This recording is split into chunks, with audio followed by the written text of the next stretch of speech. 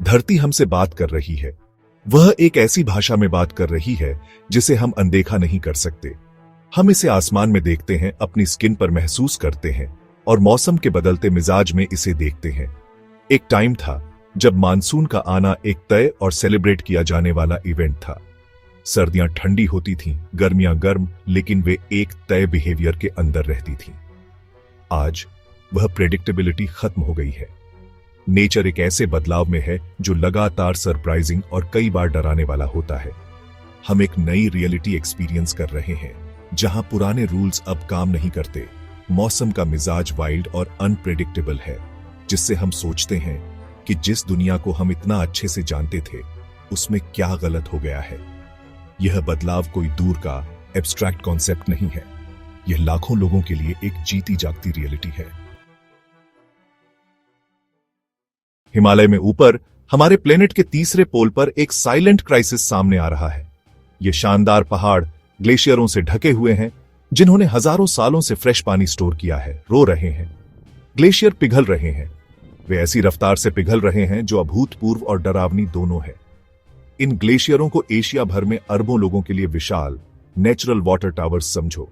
कई जनरेशन से उनका धीमा स्थिर पिघलना हमारी सबसे महत्वपूर्ण नदियों को पानी देता रहा है। गंगा, ब्रह्मपुत्र, सिंधु, यह भरोसेमंद बहाव खेती को बनाए रखता है, पीने का पानी प्रोवाइड करता है, पूरी सभ्यताओं को सपोर्ट करता है। लेकिन अब ये जमे हुए जलाशय सिकुड़ रहे हैं, ग्लोबल टेम्परेचर में लगातार हो रही बढ़ोतरी का सामना करने में असमर्थ हैं। उनकी पुकार उस टपकते पानी की आवाज है जिसे सदियों तक जमा रहना चाहिए था। इस तेजी से पिघलने का सीधा परिणाम एक खतरनाक विरोधाभास है। शॉर्ट टर्म में पहाड़ों से बहने वाला एक्स्ट्रा पानी नदियों को फुला देता है, जिससे ग्लेशियल लेक आउटबर्स्ट फ्लड्स होते हैं, जील ऑफ्स। कल्पना करो कि पिघला पानी की एक विशाल नेचुरल झील जिसे सिर्फ चट्टान और बर्फ के नाजुक बांध ने रोका है। जैसे जैसे ग्लेशियर पीछे हटता है, यह बांध कमजोर होकर टूट सकता है, जिससे पानी, मिट्टी, पत्थरों का विनाशकारी तूफान नीचे की ओर विस्फोटक फोर्स के साथ बह निकलेगा, जो अपने रास्ते में पूरे गांवों को मिटा देगा। उसी टाइम यह बढ़ा हुआ पिघला पानी अनियंत्रित और इंटेंस मानसून पैटर्न के साथ मिलकर हमारी नदियां गुस्सैल बन रही हैं। असम और बिहार में बाढ़ हर साल की आपदाएं बनती जा रही हैं। लाखों लोग विस्थापित हो रहे हैं। उनकी आजीविका तेजी से खत्म हो रही है। जहां उत्तर और पूर्व पानी की अधिकता से जूझ रहे हैं, वहीं दक्षिण में एक अलग, उतनी ही निराशाजनक कहानी लिखी जा रही है। यहां त्रासदी अनुपस्थिति की है। कावेरी कृष्णा अब साल के कुछ हिस्सों में सूख जाने के कारण कड़वे विवादों के केंद्र में है। यह सिर्फ एक सूखा नहीं है, यह क्षेत्र की हाइड्रोलॉजी में एक फंडामेंटल बदलाव है। इन नदियों का सूखना एक कॉम्प्लेक्स प्रॉब्लम है। बदलते बारिश के पैटर्न, भूजल के अत्यधिक दोहन, बड़े पैमाने पर वनों की कटाई एक परफेक्ट स्टॉर्म है। मानसून, जो इन नदियों के लिए प्राइमरी सोर्स है, और भी अनियंत्रित होता जा रहा है। बारिश अब कम तीव्र स्पेल में आती है, जिसके बाद लंबे सूखे पीरियड होते हैं। बारिश की तीव्र बौछारें भूजल भरने में मदद नहीं करती। पानी सूखी जमीन पर तेजी से बहता है, जिससे एक्विफर्स रिचार्ज न होकर अचानक बाढ़ और मिट्टी कटाव होता है। दशकों से हमने खेती और इंडस्ट्री के लिए भूजल पंप किया है, इसे एक अनंत रिसोर्स मानकर। हमने लाखों बोरवेल खोदे हैं, गहराई तक जा रहे हैं, गिरता वाटर टेबल पीछे पीछे। यह अत्यधिक दोहन बैंक अकाउंट से बिना डिपॉजिट के पैसे निकालने जैसा है। आखिरकार अकाउंट खाली हो जाता है।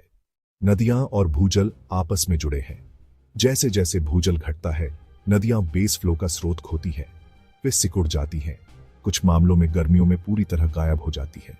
उसी टाइम हम जिस हवा में सांस लेते हैं और जिस पानी को पीते हैं, उसे जहर दे रहे हैं। हमारी इंडस्ट्रियल प्रोग्रेस एक चौंकाने वाली एनवायरनमेंटल कीमत पर आई है। फैक्ट्रियां जहरीले एफ्लुएंट्स नदियों में छोड़ती हैं। नदियां जीवन देने वाली के बजाय केमिकल वेस्ट सीवर बन जाती हैं। शहर वाहनों, कंस्ट्रक्शन डस्ट, कचरा जलाना, इससे एक स्थायी ग्रे स्मॉग हमारे सिर पर लटका रहता है। इन सभी अलग अलग घटनाओं, पिघलते ग्लेशियर, उग्र बाढ़, सूखती नदियां, जहरीली हवा को जोड़ने वाली मूल वजह का एक नाम है ग्लोबल वार्मिंग, जो हमारे लगातार प्रदूषण से बढ़ रही है।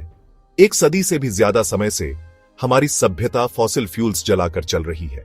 कोयले, तेल, गैस, यह प्रक्रिया कार्बन डाइऑक्साइड जैसी भारी मात्रा में ग्रीन हाउस गैसों को एटमॉस्फेयर में छोड़ती है।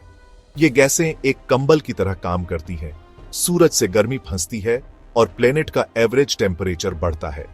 यह कोई थ्योरी नहीं है, यह मापा हुआ फैक्ट है। धरती आज मानव इतिहास में अब तक की सबसे गर्म है। यह एक्स्ट्रा गर्मी हमारे वेदर सिस्टम्स को सुपरचार्ज कर रही है और क्लाइमेट को अस्थिर बना रही है। एक्सट्रीम वेदर अब नया नॉर्मल है। बहस का टाइम खत्म हो गया है, उंगली उठाने का टाइम बीत गया है। यह संकट हम सबको प्रभावित करता है। धरती हमारा इकलौता घर है, यह संकट में है। हमें इसका केयर टेकर, गार्डियन और चैंपियन बनना होगा। यह जिम्मेदारी हम में से हर एक से शुरू होती है। अगर यह वीडियो आपको जागरूक बनाने में मदद मिली है तो कृपया लाइक और सब्सक्राइब करें। आइए मिलकर अपने प्लेनेट को बचाएं।